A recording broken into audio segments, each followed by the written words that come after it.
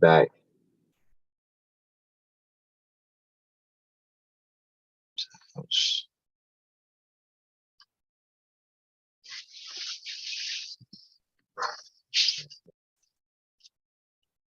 Hey guys. Hello. Yo, Mr. Jackson. What's good, guys? What's up? Chilling in this safe space. Be chilling in my safe space.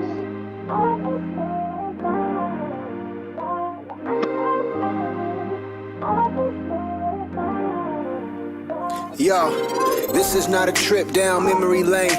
Here's a little story, now let me explain. It's more of an antidote, mixed with a lot of hope. This could be a lot of folks, single parent, dead broke. Spend a lot of time alone, making beats on the phone. Daddy ain't coming home, mama trying to stay strong. But her patience is running thin, getting sick and tired of all the trouble he's in. Fussing and fighting, it's hard to make friends, and she just gotta call, he's in the office again. One more time and they might suspend. Screaming, teacher, teacher, give him one more chance. Losing all faith like he just can't win. His back's to the wall cause he following trends. Afraid to seem weak so we gotta pretend. Life out of control, can't see no end. He needs safe space, someone to relate, help him to be great. She needs safe space, someone to reward, never to ignore. They need safe space, someone to respect, open intellect. We need safe space, got to regulate, try to balance the way. We need safe space. I need safe space. I need safe space. Safe space. Safe space. I need safe space. All right. Safe space. We're back in it. Safe space. Welcome everybody back into the safe space. Feels good to be back in here. We are super excited for this conversation that we're about to have. Yeah! Let me do some introductions. I go by the name of J. Vincent B. Also, my government name, Jared Baisley. I am the COO of Music for Your Mental Health.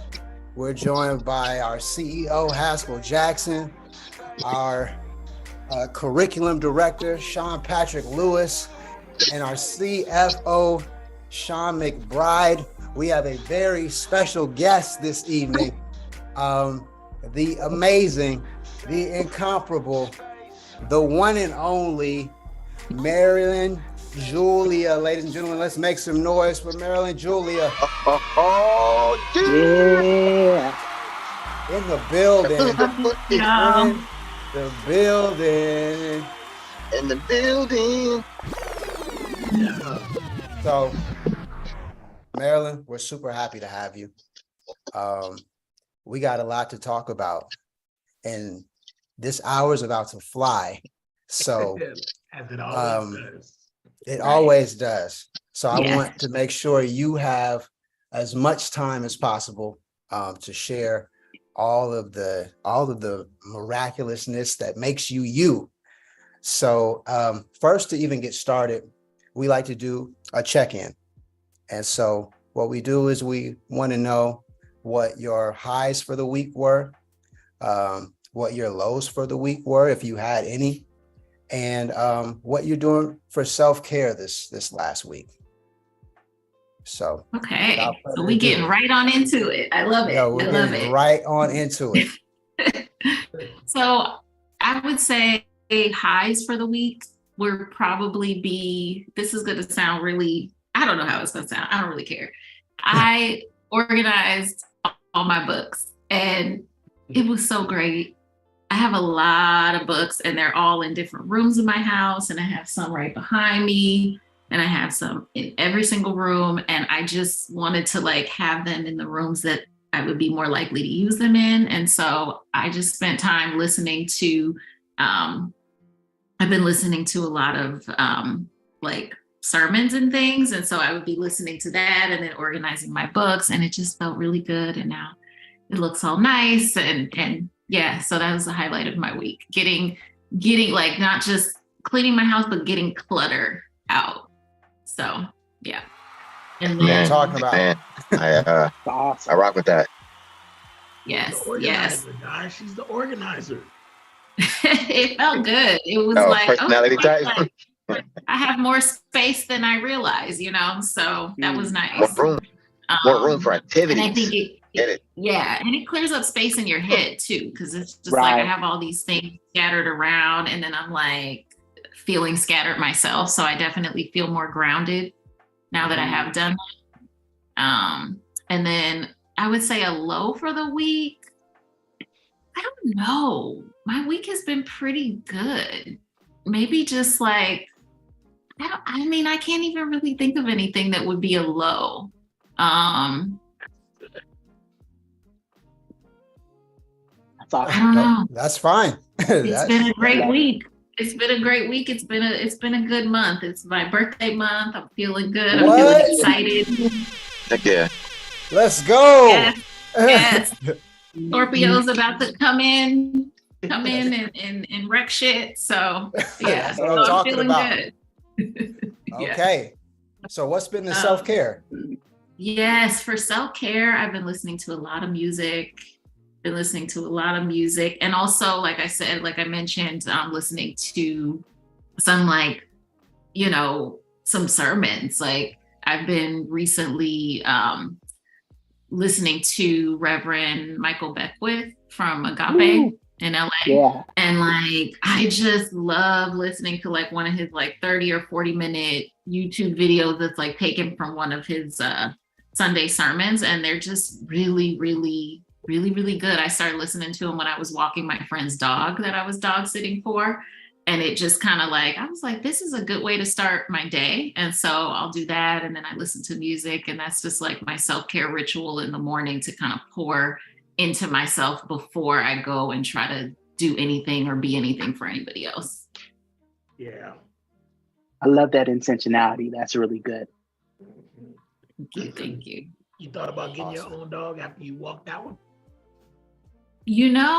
I am really grateful that I don't have to, because my really good friend lives upstairs and she has 2 beautiful dogs that I can hang out with and spend time with, because it's a lot of responsibility. And like, I like to be able to travel and go here and there, and you got to make arrangements for these dogs. Like they can't be by themselves for more than like 4 hours. Like it's a lot. So I like being a dog auntie. Like I'm the best dog auntie.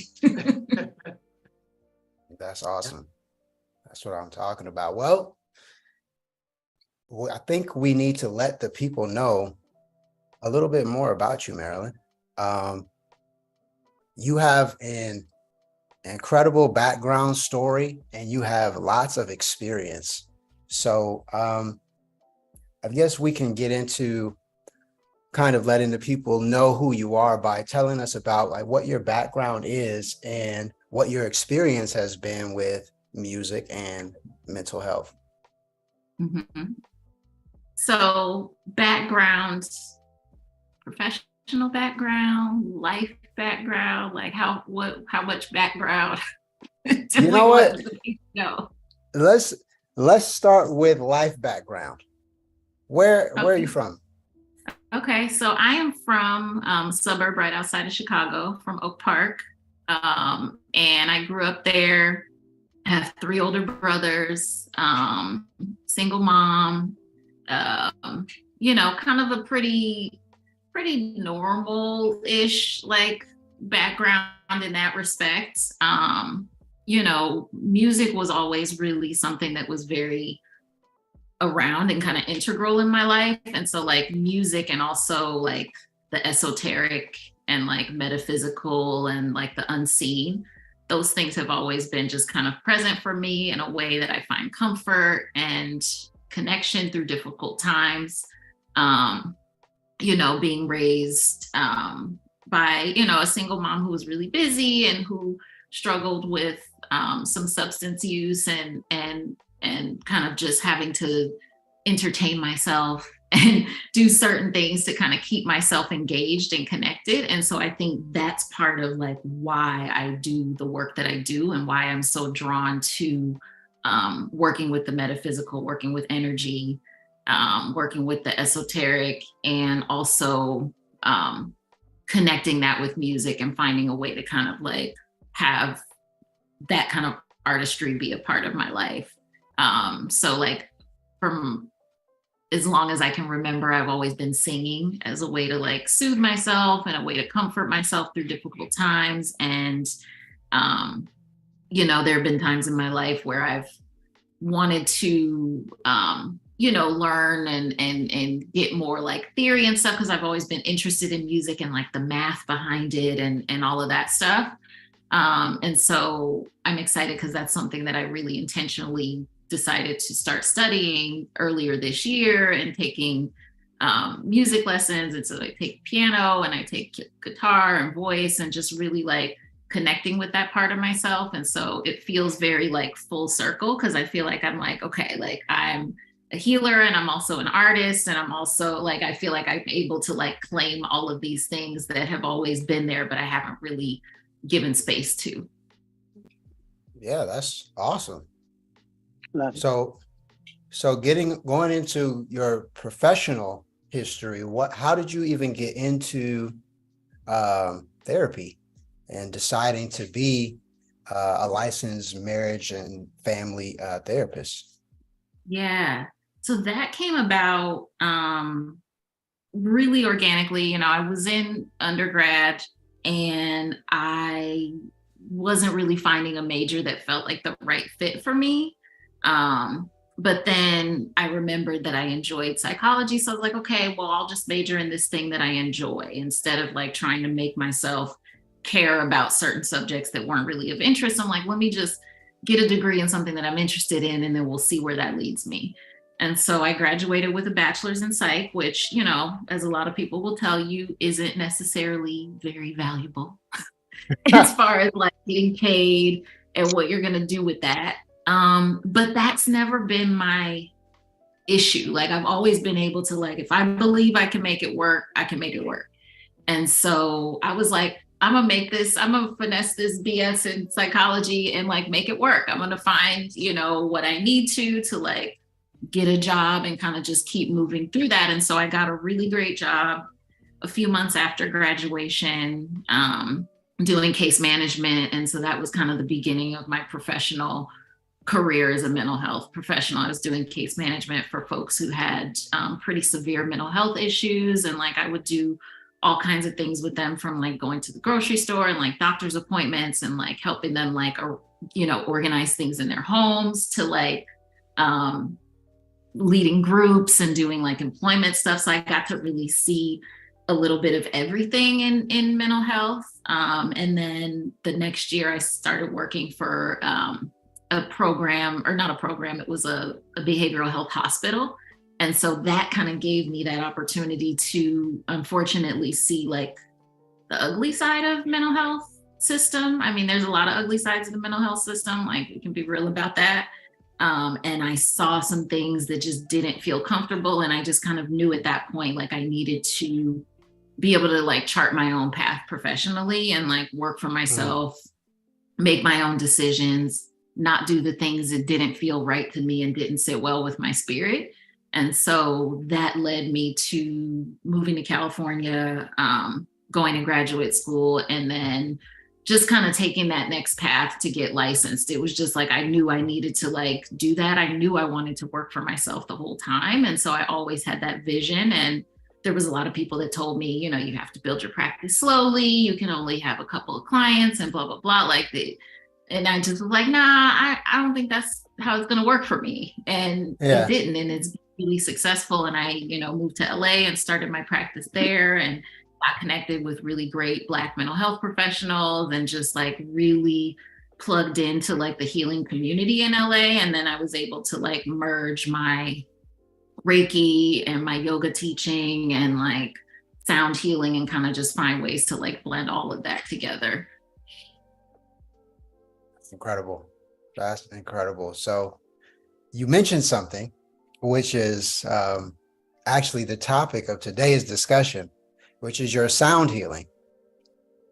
And I'm curious to know, when did that start in your professional practice? When did you start really putting that into just a part of your, tool bag or toolkit of things that you offered? Was that early on, or was it kind of after you got more comfortable? Mm-hmm. It was pretty early on. I had a singing bowl pretty early on in my own personal meditation journey. And so I started using just my singing bowl to start group or start a mindfulness practice and close out that practice maybe like 15 years or so ago, when I was working in like eating disorders and self-harm programs and stuff. And so that was just one of the ways to kind of ground people and bring us together. And like, they look pretty, and it's just kind of like, oh, here's this nice thing. Like, it just gets people's attention. And so I've been using like little sound healing tools since pretty early on in my professional career. But I just found that on my own healing journey, going to sound baths, listening to audio tracks, and even just different like sound frequencies. Like if I'm working, trying to do like listening to certain frequencies that are really good for focusing, things like that. And so I just found that it really does help. And I mean, I've always known that like sound and music and all of that has such healing properties. Like that's always been something I was connected to. So it just felt like it made sense to also connect my clients with that. And we talk about music a lot. Like that's one of the things that comes up in therapy sessions with my clients a lot, is like, people sharing songs that they're listening to. There's so much storytelling in music. And so it really helps people to connect to their own stories when they're hearing certain stories of healing and like of growth through certain music. And so it's nice because it's like, that's a way to connect with people. Like that's a great way to connect with like teen clients and stuff, is talking about music and like having them share playlists and things like that with you, having them create playlists for their mental health.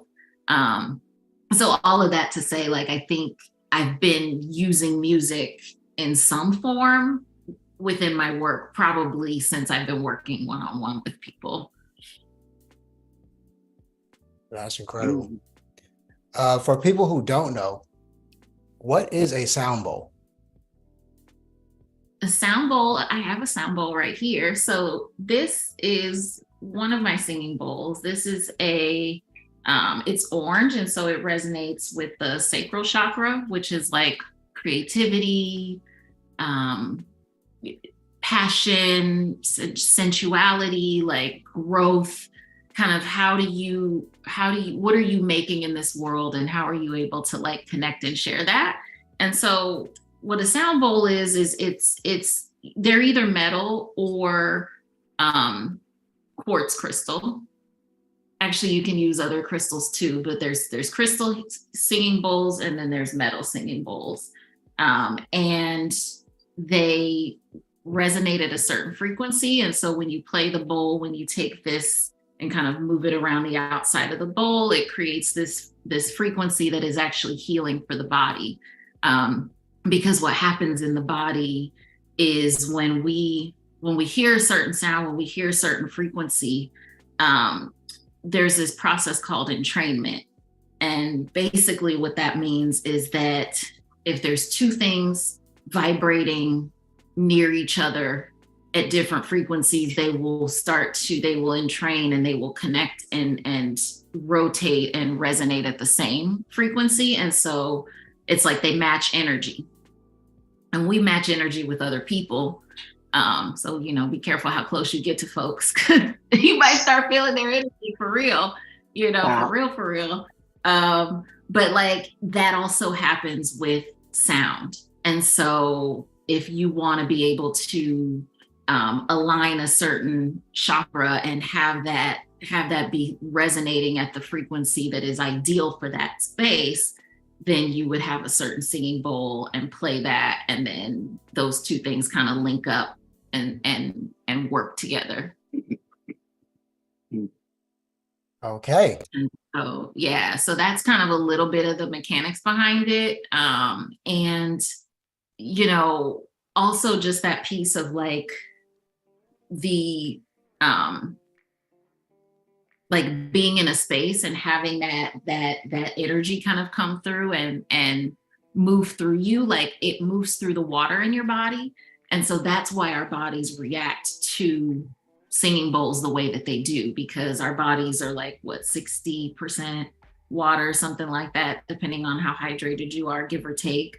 And so when you hear that certain sound frequency, sound travels 5 times faster through water than it does through air. And so it's able to like move quicker and kind of like just get your whole body aligned.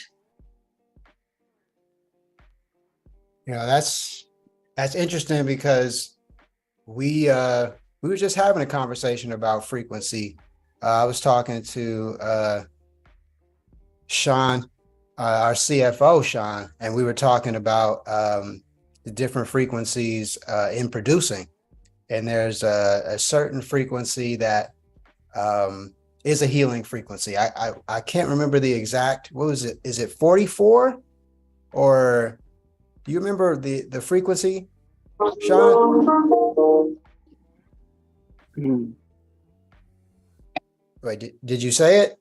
All I heard was a computer turn it on. Oh yeah, my bad. I'm finally getting out of the car. No, 44.1, 44.11 is the standard where they bounce projects out at, something like that. Or maybe I'm way off. Yeah, I think that was it. Yeah, and so then there's also like 48. What's that? There's a 44.1 and a 48. Mm-hmm. Yeah, I think the human body, the like human body's like natural frequency is like the 44.1 hertz. Mm-hmm. So yeah, that's super interesting. I never knew. I'd be interested to know what frequency the sound bowl is, but it sounds like each sound bowl is a different frequency. Mm-hmm. Yes. Yeah. So each singing bowl is going to have a different frequency. There's one frequency that is like the DNA repair frequency. They call it the miracle frequency. And so that's 528 hertz. And that one aligns like all of the energetic bodies. And so that one you can kind of use, like if you had one singing bowl that you wanted to buy, because they're not cheap. So if you wanted to get one to start, getting the 528 hertz singing bowl, because that's the miracle frequency, is really, really effective because you can use that for everything. And then the other ones, like you're going from like the lower chakras, like your root chakra, that's going to be a lower frequency. And then as you go up, they get higher.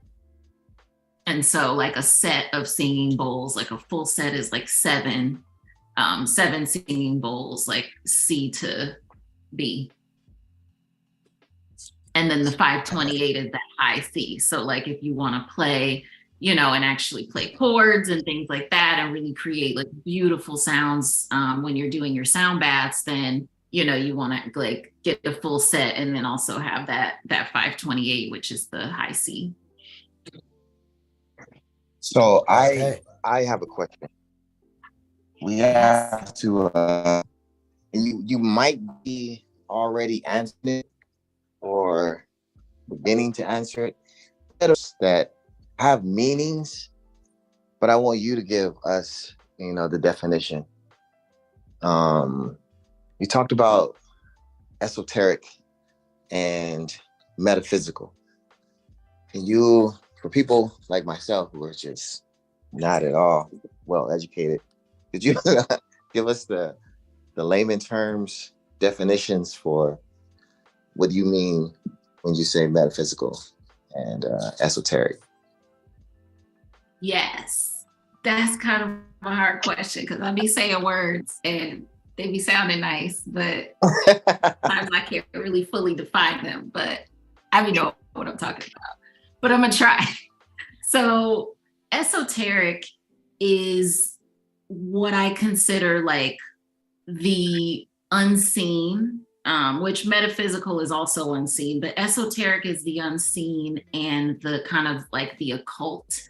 It would be is another word for it. And so the unseen kind of like forces behind life that people can study and kind of learn to tap into that a lot of folks won't really explore because it is like the hidden.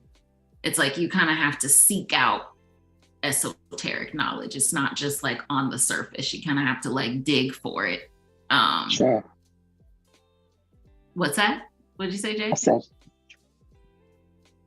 Yeah. And so you have to like seek that out. And so, and it's also not like freely given, I would say. So like, it's something that you kind of have to make some sort of a emotional kind of sacrifice for. Like there's some sort of giving that you have to do to be able to be gifted esoteric wisdom and knowledge. Like it's there, but like you also have to kind of commit to certain practices and certain things that will allow you to be a receptive vessel to that kind of knowledge and experience. So that's what I would say is esoteric. And metaphysical is like energy, energy work, energy healing. Metaphysical is the study of,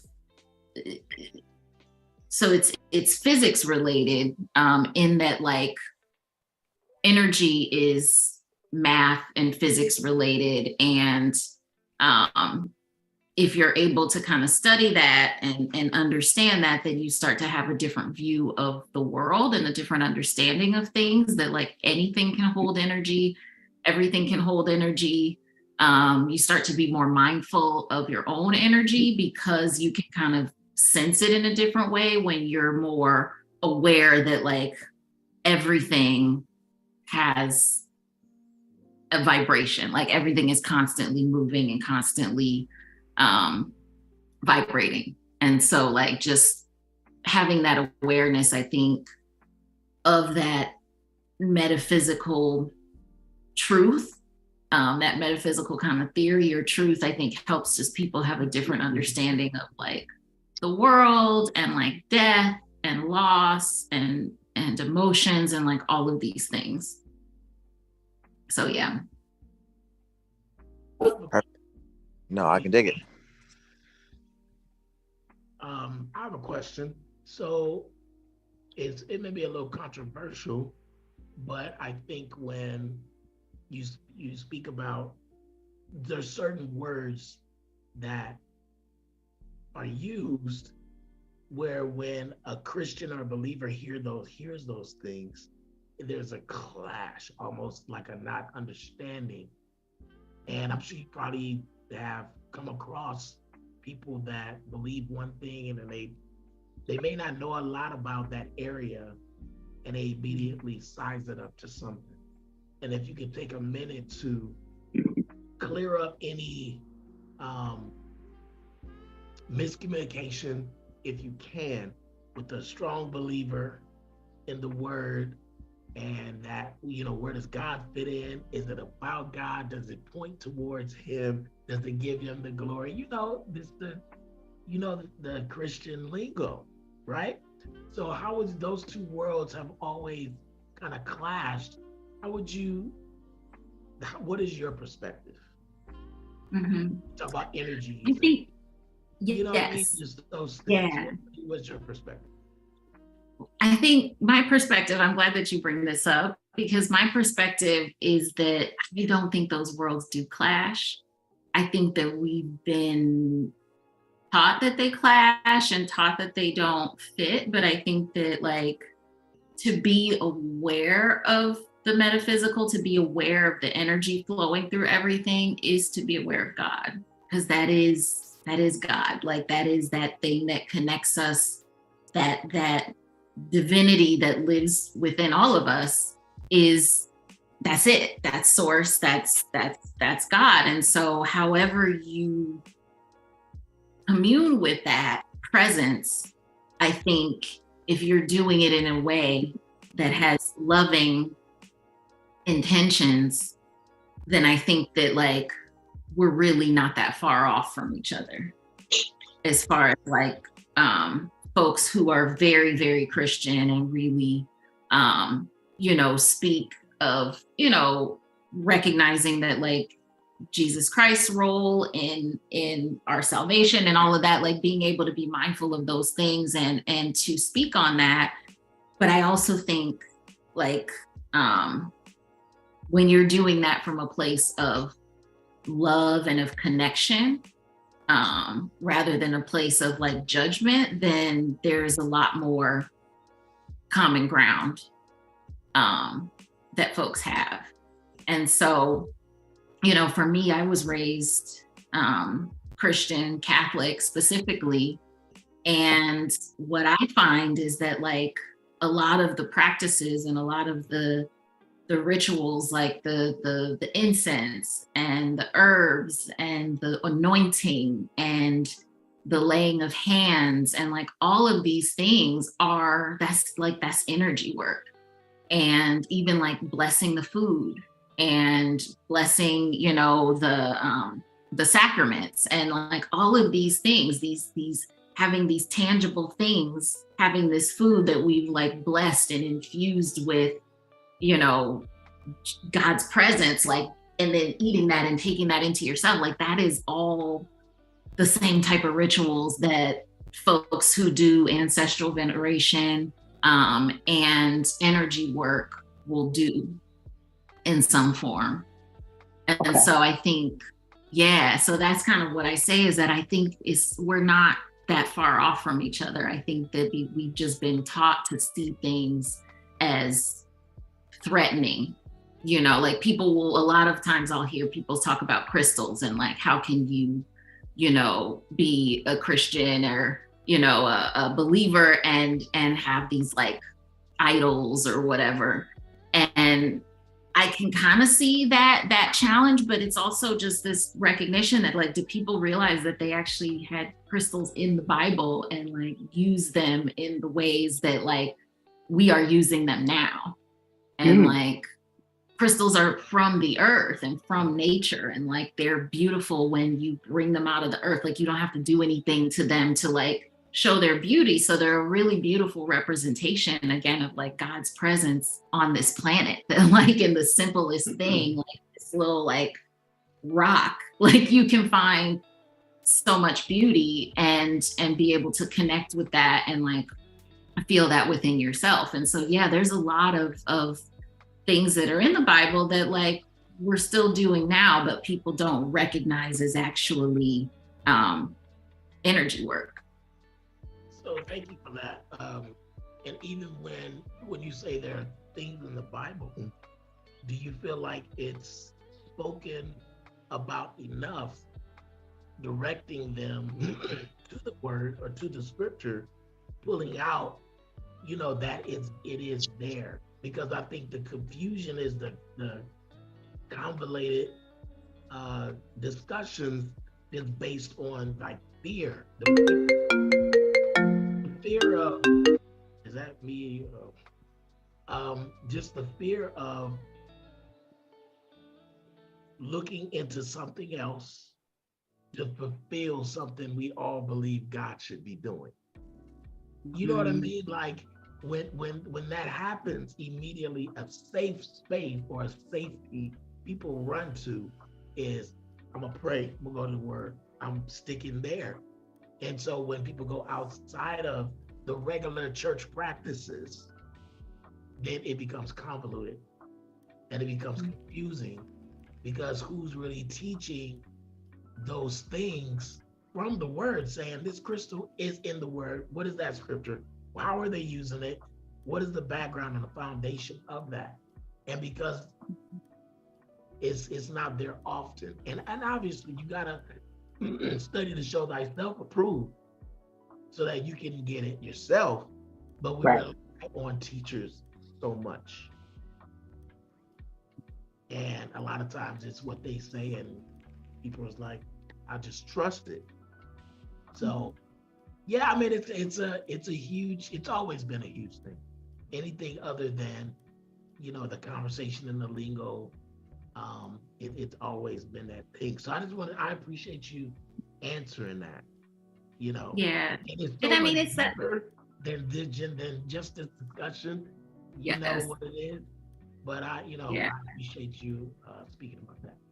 Yeah, of course. And I mean, I think like too with that, it's also that same kind of back and forth that happens with the idea of therapy and of even just going and talking to somebody about your stuff and what's going on with you, and that push pull with like the church and therapy. And it's like, well, no, just go pray about it. Well, right. And then what?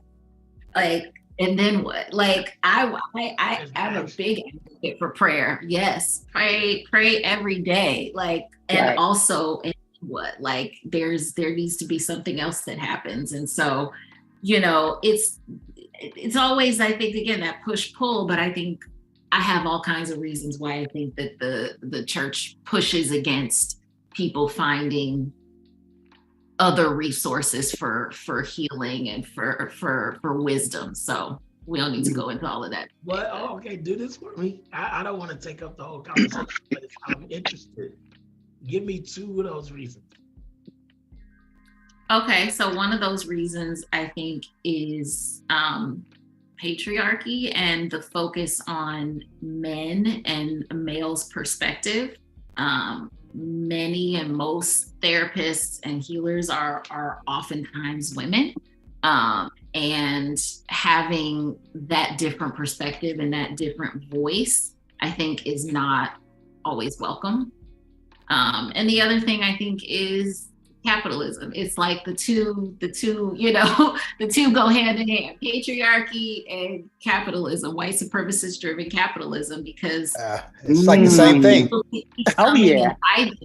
And giving you the money and bringing their issues and their problems to you instead of going and paying a therapist or another teacher or somebody else. Like, so it's like you want to keep those dollars coming into the church.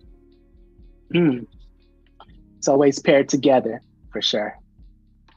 For sure. Yeah. So, yeah.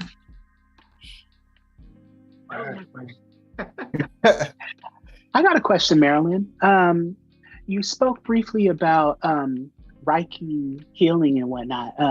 I'm interested to know, to see what your observations to your clients' receptiveness and their benefit from the process of your practice.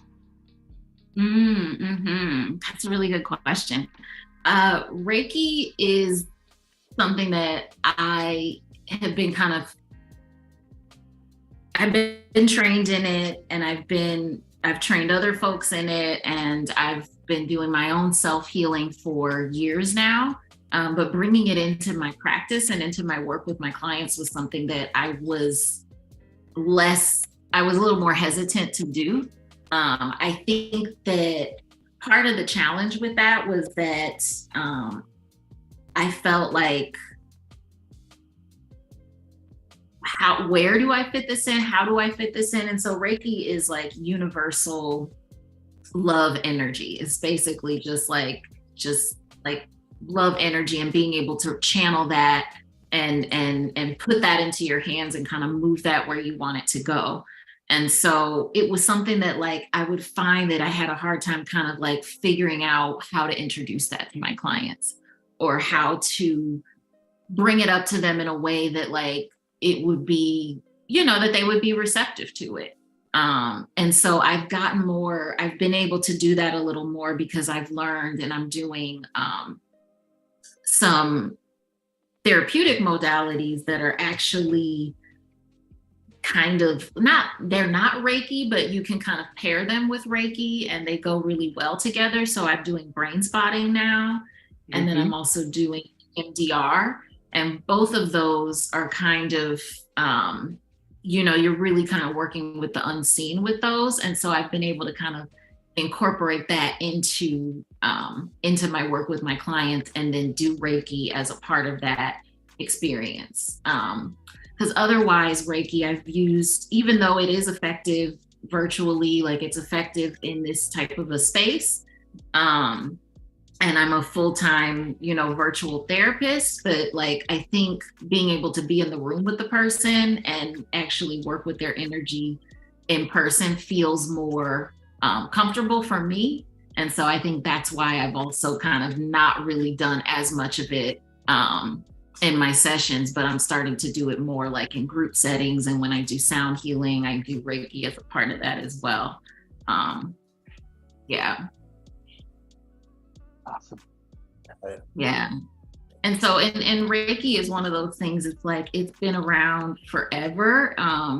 It was actually discovered in like the 1920s. So that wasn't that long ago when it was formalized, and he was able to like download symbols and different things to use to kind of connect to that energy more. But like Reiki energy has been around forever, and being able to connect with energy and do like healing hands work and laying hands and stuff like that's something like our folks have been doing like forever.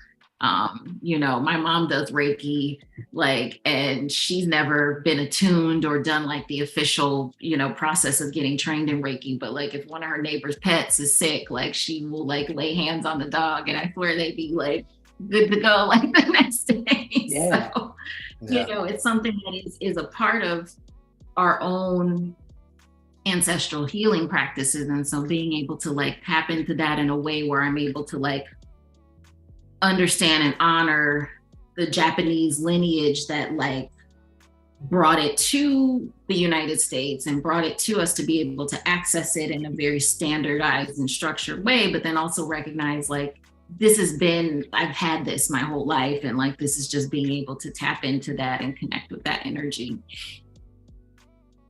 Yeah, that's interesting. I feel like Reiki has been introduced to us in so many different ways. I'm a big Star Wars nerd, so when I think of Reiki, I really think of the Force. Yes, exactly. Come on. And I think what's interesting is, with every new generation, there has to be some cultural competency in order to explain to them what it is. And so I'm interested to know if you've introduced Reiki to, the younger audience, our Gen Zs, and if so, how successful has it been, and how do you introduce that and explain it to them in a way that's palatable so they can understand what's actually happening? Yeah, I have actually been able to introduce it and bring it to like younger folks. And the thing with the younger generation that I recognize, and I think a lot of us recognize, is that they are very open and receptive and interested in a lot of things, and empathetic, and like, really just like trying to, like, they're already on their healing journeys, like so young. And I'm just like, wow, I wasn't thinking about any of that when I was like 18 and 17, but they're already really interested and receptive to these things. So it's been really easy to bring Reiki into spaces with younger folks and kind of teach them how they can heal themselves with their own hands, with their own energy, and then also like share that with their loved ones. And so I've done it in like healing circles where, we'll do some breathing in the beginning, and then we'll do some processing and kind of talking about what's going on. And then at the end, I'll teach like a self-healing technique that's pretty quick that you can learn, but you can kind of do like every day. And so it's actually been really cool, because I think younger folks are like sponges for this type of healing. And when I tell them, it's something that's like free $99, and like you can do it every day, and you know, you don't need anything other than your own presence and your own, you know, just yourself being grounded to do it. Like it's pretty attractive to people. Because I think people are hearing more about it, and when they find out like, oh, I can do that, like this isn't some like big complicated thing that I have to like, you know, take a bunch of Zoom seminars to learn or whatever. Like people really get excited when they find out how accessible it is. And I get excited about the accessibility of it as well, because that's part of the challenge as a therapist and working in this this really shitty mental health care system, and being a part of that is like, how do I create access? How do I help people get what they need and get the tools that they need quickly, that are effective, and that they can teach and share to each other? Yeah, That's right. yeah, that's everything. That's everything. When you are, I mean, you told us you're a Reiki master, and I did a quick search and found that there are so many different types of Reiki. Is there an official number? Because I could not get any actual official number. I saw 5, I saw 10, I saw 25. Is it just ever expanding, or? Yeah, so I think what's happening is that it's continuing to expand. You know, there Okay. was one initial type of Reiki that was Mikao Usui.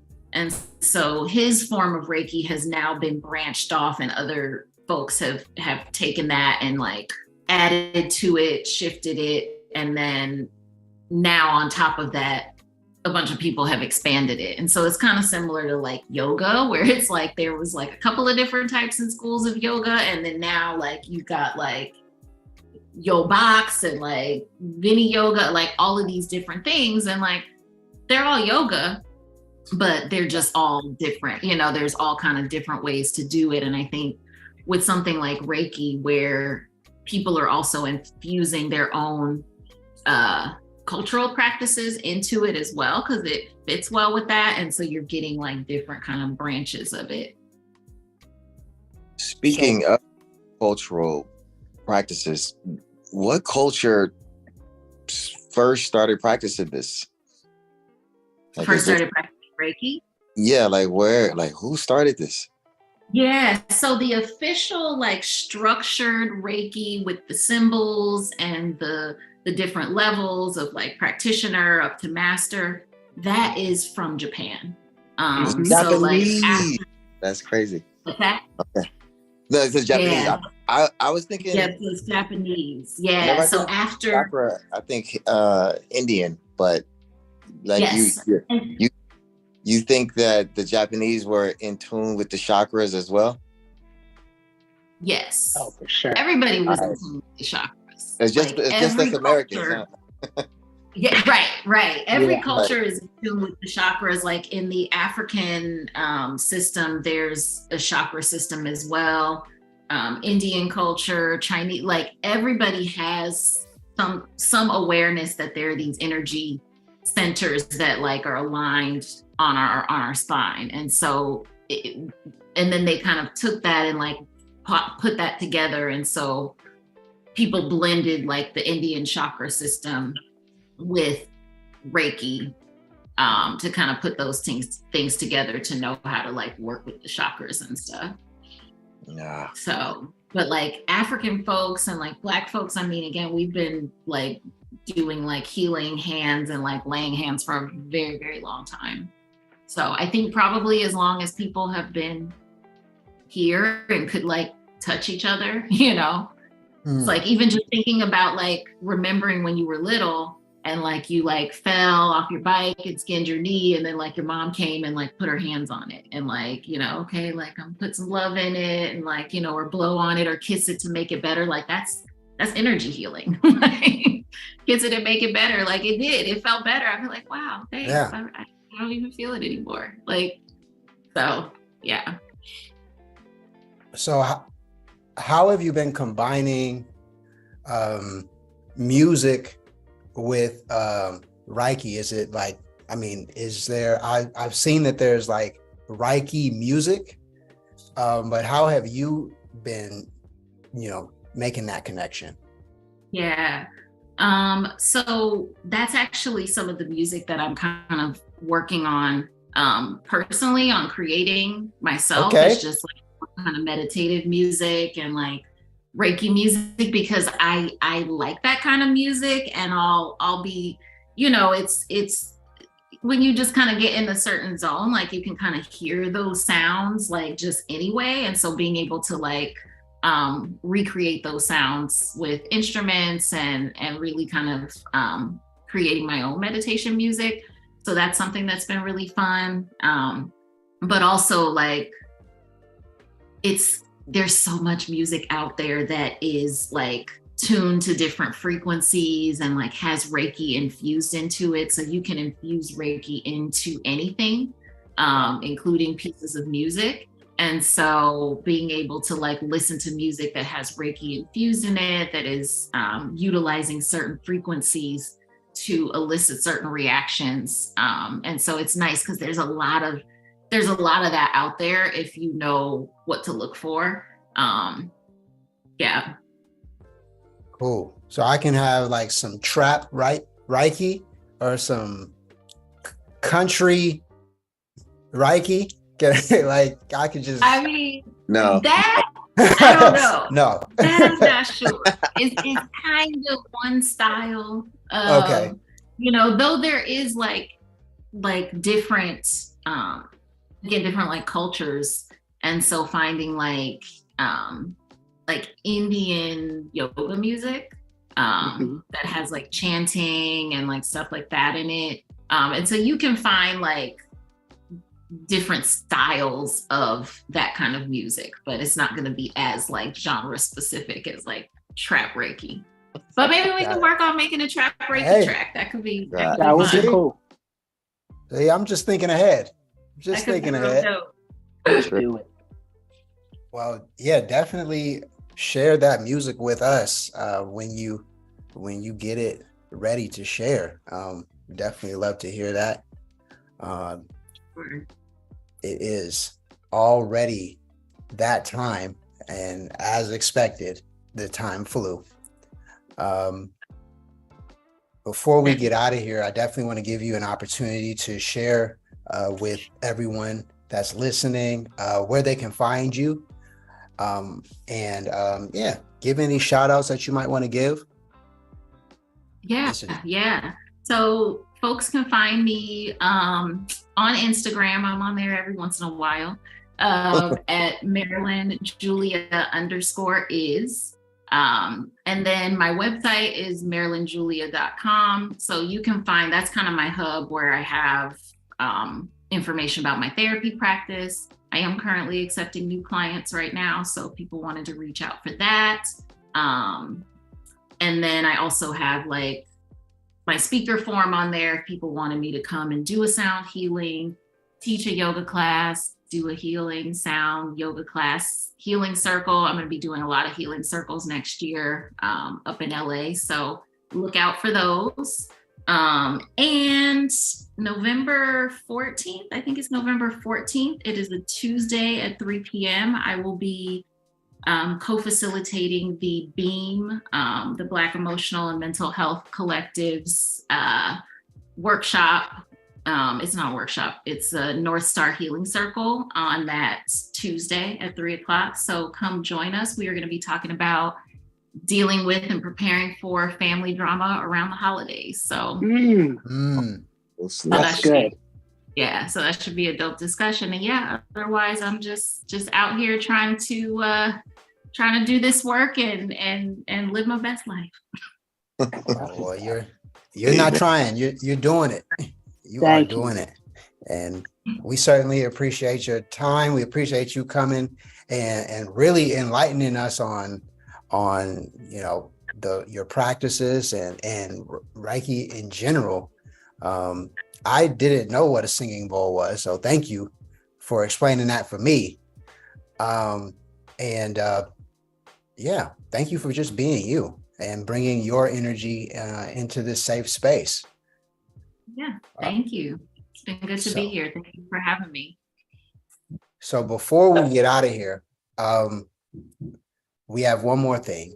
We always ask our guests to choose a song that has motivated or inspired them recently. Any song that you've been listening to, it's on repeat, something that's been getting you through. What song might that be? Okay, for me, this week it has been Cleo Soul's Sunshine. Yeah. Yes, that song has been just bringing sunshine into my day, into my morning, and yeah, it's been healing music for my soul this week. So Cleo Soul. yep. Yeah. That's what I'm talking Cleo about. Soul Sunshine. I'm about to learn today. She's awesome. She Right. sounds great. Yeah, she's incredible. You'll love her music. Well, all right. Now, on that note, thank you all for listening, for tuning in. We are Music for Your Mental Health. If you heard anything that you liked or you want to find out more about what it is we do, you can visit us at www.musicforyourmental.org. We've had a great conversation and we could go even deeper. I know Haskell has that look on his face like he's still got 75 more questions. But I'm good. That's it for this evening. And we're gonna ride out on something special. Let's go ahead and get into it. A little Cleo Soul. Only love will save you this time. Hopelessly fighting to escape your mind, and nobody can help you.